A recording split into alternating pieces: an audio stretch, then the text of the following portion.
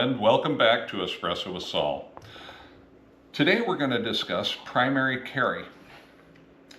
I have already whipped up a shot of espresso and we are ready to go. Primary carry. We hear that term bandied about. Is there a difference between primary carry and everyday carry and concealed carry?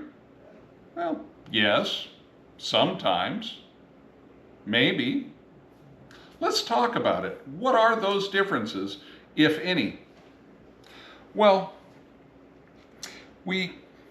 some of us have different pistols, like I have this 2011 in 10 millimeter. It's a Fusion Custom, has a red dot sight on it, which is most helpful for my old eyes. I wouldn't call this my primary carry. No, I would use this pistol if I'm moose hunting and I want protection against grizzly bears. Yeah, that's a good choice for that pistol, but I wouldn't call it my primary carry. Just like I wouldn't call this 1911 Colt Custom in 38 Super my primary carry. You know, it's far too nice for me to take out in the woods and beat it up with these elephant ivory grips. Just not a great idea. But you know what is a great idea? Putting this in my shoulder holster and using it for long drives, which I do. And I really like taking this out and shooting it. But still, not my primary carry. My primary carry typically is going to be an auto-loading pistol, double stack magazine, so I do want extra capacity, and nowadays probably a red dot sight. But I'll talk to you about the progression of primary carry pistols that I've had in the past. The first primary carry pistol I had was my Jennings 22.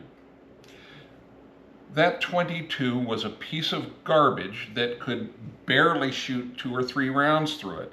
But I found it for $59 and I was pretty much broke at the time. And Paul and I thought that should be the best pistol because I could afford it to grab at the time. It turns out it was a poor idea. It was a better rock or a paperweight, but it was good at teaching one thing, how to clear jams. After that, I moved on to another pistol. Oh, that's good. I moved on, let's see. Paul and I went to a gun show, and I ran across a Heckler & Koch VP70Z. That's a squeeze cocker pistol. Essentially, it's a double action pistol that holds 18 rounds. So it did check the boxes for me as a semi-auto pistol, but because it was double action all of the time, it was more difficult to shoot precision. You could get good groups with it, but you couldn't get great groups with it because of the double action part of it. I decided I needed to upgrade from that, but I did carry that for 2 or 3 years as my primary carry. Then I came across a Heckler & Koch USP 9mm. This is a double stack, double to single action pistol, holds 16 plus 1 rounds.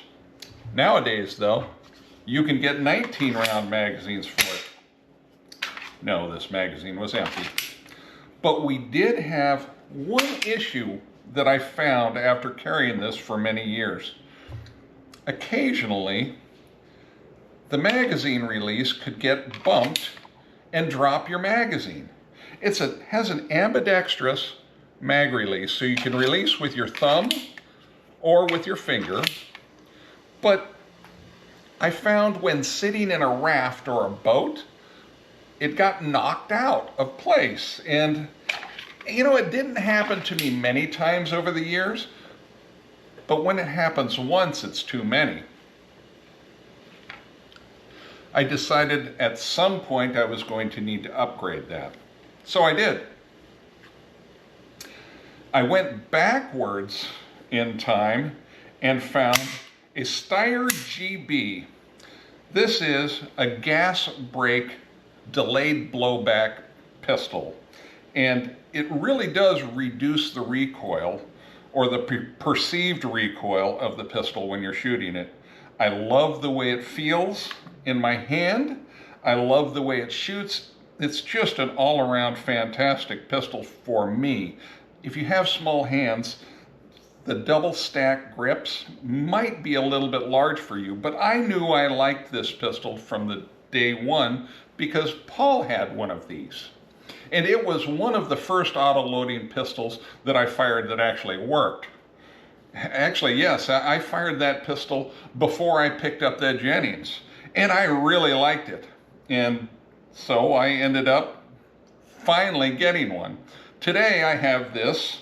I also have the compensator for it, which is unusual to have, and I've got about 7 magazines for these, which is really uncommon. But great pistol. Unfortunately, as I age, my eyesight, which used to be perfect, is now deteriorating, to say the least. I use reading glasses so I can focus on either the front blade, or I can take the reading glasses off and I can focus on my target. I'm looking at options on how to adjust that. Well, a red dot sight essentially fixes that.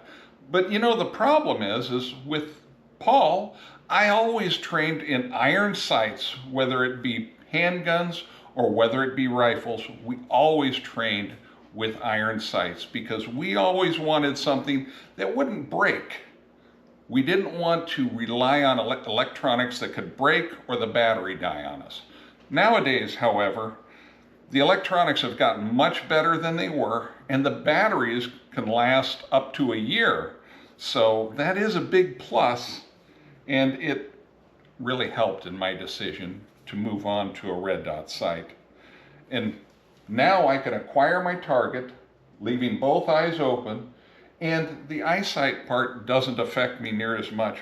The other neat thing about this particular pistol is as it cycles, the sights don't move. Even if you switch out to iron sights, the sights don't move. Everything stays fixed. And these Laugo Aliens, and by the way, I'm not telling you to run out and get one of these. It's probably not a good idea unless you have a decent budget for one.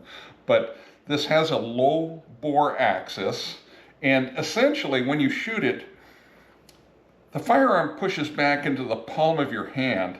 It doesn't recoil upwards like a lot of pistols do, allowing for very fast follow-up shots.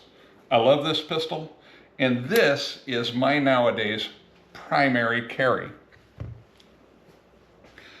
Primary carry, though, doesn't mean that this is my primary carry. Well, this is my 6R P365, and I carry this pretty much every day in my pocket all the time.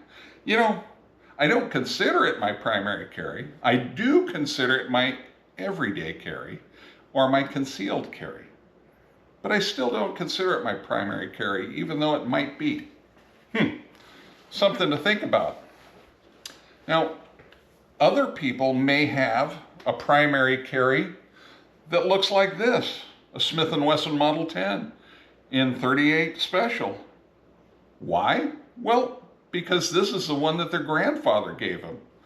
Or maybe this Smith & Wesson Model 59 that their uncle gave them, and they've got this pistol, a rifle, and a shotgun, and that's it. Well, you know, this Model 59 that I own, I have magazines that hold anywhere from 10 rounds on up to 30 rounds for it.